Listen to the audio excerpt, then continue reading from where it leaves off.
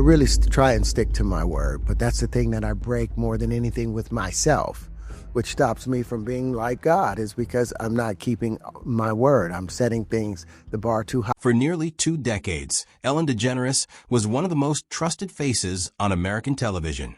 Her show ended each episode with 2 words that became a personal brand, a merchandising line, and eventually a punchline: be kind. Millions of viewers believed it. Then, in the summer of 2020, that image collided with a very different story, one told by the people who worked for her behind the scenes. This is the story of how Ellen DeGeneres built an entertainment empire on warmth and generosity, and how that empire nearly collapsed under allegations that the kindness never made it past the cameras. Ellen DeGeneres' path to daytime dominance did not start smoothly. In April 1997, she made television history when both she and her sitcom character came out as gay in the same episode, an hour of television that came to be known as the puppy episode. Tens of millions of people tuned in, and the moment is still remembered as one of the defining episodes in sitcom history. It was also a serious risk. Some advertisers pulled their support. Some local stations declined to air it, and conservative groups organized boycotts. The episode won Ellen an Emmy for writing, but her sitcom was canceled within the year. For a while, one of television's rising stars became a cautionary tale about how quickly an audience and an industry could turn. The years that followed were lean ones. A follow-up sitcom lasted only a single season, and acting work grew harder to find. The turnaround came from an unlikely place: animation. Pixar director Andrew Stanton cast her as Dory, a forgetful blue tang, in Finding Nemo. Released in 2003, the film became a global blockbuster and won the Academy Award for Best Animated Feature. The goodwill from that role carried directly into the next chapter of her career. Later that same year, the Ellen DeGeneres show premiered, with Jennifer Aniston as its first guest. The timing worked in Ellen's favor. Daytime audiences were hungry for something upbeat, and the show delivered a mix of celebrity interviews, dance breaks, pranks, giveaways, and viral moments of ordinary people receiving extraordinary help. The ratings climbed steadily. Daytime Emmys piled up year after year. Within a few seasons, Ellen wasn't just a comedian who had survived a career setback. She was one of the most recognizable personalities on American television. At the center of Ellen's brand was a simple, repeatable message: be kind. It showed up on merchandise, in social campaigns, and in the structure of the show itself. She gave away cars, paid off student loans, funded classrooms for underpaid teachers, and used her platform to spotlight charities that otherwise would never have reached a national audience. In 2016, President Barack Obama awarded her the Presidential Medal of Freedom, citing both her entertainment career and the risk she took by publicly coming out nearly 2 decades earlier. It was, in many ways, the ultimate validation of the persona she had built. With that reputation came real cultural power. A seat on Ellen's white couch became something of a Hollywood rite of passage. Presidents, pop stars, Olympic athletes, and first-time viral sensations all passed through her studio. A single appearance could turn an unknown performer into a household name. 12-year-old Grayson Chance, whose piano cover of a Lady Gaga song had gone viral on YouTube, was invited onto the show and later signed to Ellen's own record label. Behind the cameras, that same influence extended to advertisers eager to be associated with the Be Kind brand, publishers offering book deals, and production companies seeking her endorsement. By the late 2010s, Ellen DeGeneres wasn't simply a talk show host. She was a multimedia brand estimated to be worth hundreds of millions of dollars, built almost entirely on the idea that she was, at her core, a genuinely nice person. Even during the years when Ellen's popularity looked unshakable, there were signs, mostly quiet ones, that the reality behind the Be Kind image was more complicated than the slogan suggested. Some of the earliest concerns came from people the audience never saw: the show's writers. For years before any of it became public, former staff members had privately described a workplace where pitching a joke that didn't land could sour the entire room, and where staying in Ellen's good graces mattered more than creative freedom. None of this reached the public at the time. It was the kind of workplace friction that rarely makes headlines unless something bigger forces a reckoning. A handful of on-air moments later took on new meaning once that reckoning arrived.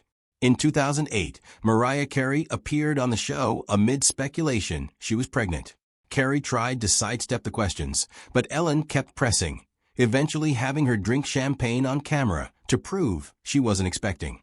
Carey suffered a miscarriage soon after, and she later said publicly that she had felt deeply uncomfortable being pushed to address something so personal on television.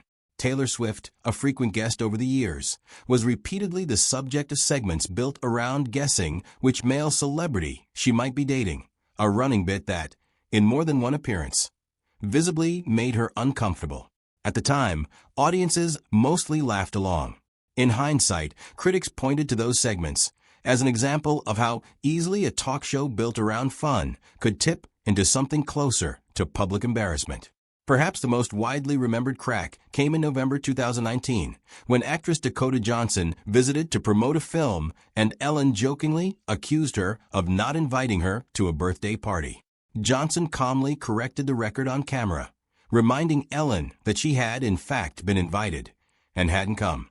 The moment went viral almost immediately, largely because it was so rare, someone pushing back on Ellen on her own stage, and the exchange holding up in Ellen's disfavor. Around the same period, comedian Hassan Minhaj noted that Ellen repeatedly mispronounced his name during an appearance despite his attempts to correct her, a small moment, but one that was later cited as part of a broader pattern. Years later, Grayson Chance, the young singer Ellen had once championed and signed to her label, gave an interview describing a far less rosy version of that relationship, alleging that Ellen became controlling over decisions in his career and grew distant once his early momentum slowed. On their own, none of these moments threatened Ellen's career. A tense writer's room could be attributed to the pressure of producing a daily show. An awkward interview could be written off as bad judgment in a single segment. A joke that didn't land could be forgotten within a week. But taken together, they formed a pattern that a small number of people inside the industry were aware of long before the public was. And almost none of them said anything about it while Ellen remained one of the most powerful people in daytime television. The turning point came in the spring and summer of 2020. On March 20th of that year, comedian Kevin T. Porter posted on Twitter, now X, inviting people to share stories about Ellen being difficult or unkind, and pledging to donate to a food bank for every response he received. The replies numbered in the thousands within hours. That online moment set the stage for something more consequential. A series of investigative reports from BuzzFeed News, built on interviews with current and former staff of the Ellen DeGeneres show. What made those reports difficult to dismiss was their consistency. People from different departments and different eras of the show described strikingly similar experiences. Staff members alleged a workplace culture defined by fear rather than collaboration, where raising a concern could put your job at risk. Some described being let go shortly after taking medical or bereavement leave. Several black employees described experiencing racism on set and said complaints were ignored or handled inadequately. Later reporting extended beyond the general workplace culture to specific senior producers, with allegations of sexual misconduct against members of the show's executive production team. Multiple producers denied the specific allegations against them, but the cumulative weight of the reporting was hard to ignore. Warner Media, which produced the show, launched an internal investigation through an outside firm and interviewed dozens of current and former staff.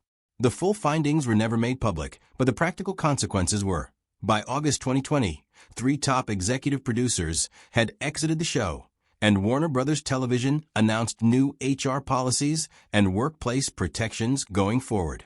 On September 21, 2020, Ellen opened the 18th season not with a dance number or a giveaway, but with a direct address to the allegations. She told the audience that she had learned things happened on the show that never should have happened, and said she took responsibility as the person whose name was on the marquee.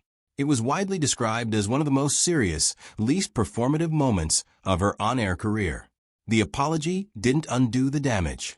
Ratings fell noticeably in the following season, with a significant chunk of the show's longtime audience simply not coming back. Some advertisers quietly pulled away. Coverage of the show increasingly focused less on its content and more on whether audiences still believed in the be kind persona that had defined it for nearly 2 decades. For the first time in her career, Ellen's public image, the very thing that had built her empire, had become a liability instead of an asset.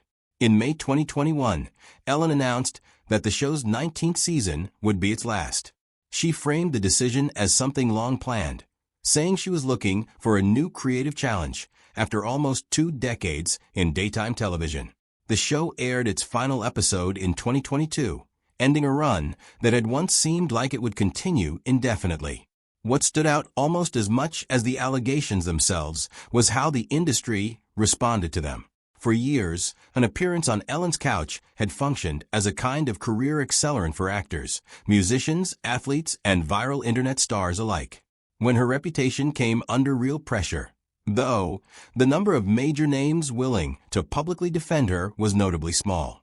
Kevin Hart spoke up on her behalf, drawing on her earlier public support of him during his own controversy. Katy Perry and Ashton Kutcher both said their personal experiences with her had been positive. Her wife, Portia de Rossi, remained her most consistent defender throughout, publicly pushing back on several of the claims. But given the sheer number of A-list figures who had built segments of their own careers around appearances on that show, the list of people willing to go on record in her defense was short. Most of the industry simply said nothing at all. It's worth pausing on just how deliberately the be kind persona was built, because it explains why so many people had a stake in protecting it. A daytime talk show is structurally a business built on repetition. The same set, the same tone, the same emotional beats, 5 days a week, for months at a time. For that model to work at the scale Ellen's show operated at, everyone involved had to buy into the same version of a host. Warm, spontaneous, generous, unscripted. Writers built segments around that persona. Producers booked guests who would play well against it. Advertisers bought commercial time specifically because their products would be associated with it. None of that is unusual for television. Branding a host is standard practice. But it does mean that by the time the allegation surfaced, an enormous number of people across multiple companies had a financial interest in the persona surviving intact, regardless of what was actually happening once the cameras stopped rolling. That gap between the on-camera product and the off-camera workplace is not unique to Ellen's show, and it isn't evidence of anything in itself. Plenty of TV productions manage to be both pleasant on air and reasonably well-run behind the scenes. But it does mean that when former employees started speaking to reporters in 2020, they weren't just contradicting a talk show host's public image. They were contradicting a narrative that a whole ecosystem of executives, advertisers, and publicists had spent years reinforcing, which is part of why the allegations took as long as they did to surface in a sustained, documented way, even though some of the underlying complaints reportedly dated back years earlier. The BuzzFeed reporting didn't arrive as a single exposé. It came in waves over several months, each one adding detail to the picture that had started with Kevin Porter's social media call-out in March 2020. The first major piece, published that July, focused on the show's day-to-day culture. Staff describing an atmosphere where speaking up about a problem carried real career risk, where being on the wrong side of a bad day could mean weeks of being frozen out, and where several employees said they were let go shortly after taking medical or bereavement leave. Multiple current and former black staff members told reporters they had experienced racist comments or treatment on set, and that HR complaints about it had gone nowhere or been handled superficially. Subsequent reporting shifted focus to specific individuals in senior production roles, with multiple women alleging sexual misconduct and inappropriate behavior by producers on the show. The men named in those reports denied many of the specific allegations, and no criminal charges were filed as a result of the reporting. What did follow was corporate action. Warner Media commissioned an outside investigation, and within weeks, the show's top 3 executive producers, the people most directly responsible for its day-to-day culture, had all left their positions. Warner Brothers Television paired those departures with a public commitment to new HR processes and oversight going forward, though it never released the investigation's full findings publicly. which left outside observers to draw their own conclusions about how much of what staff described was substantiated internally. Ellen herself was notably absent from the public conversation for months while this played out, a silence that, at the time, was interpreted by some as an admission that the allegations were serious enough to warrant caution, and by others as advice from a legal or publicity team managing potential liability. When she finally addressed it directly, in her season 18 premiere monologue that September, it was without the usual dance intro or comedic cold open.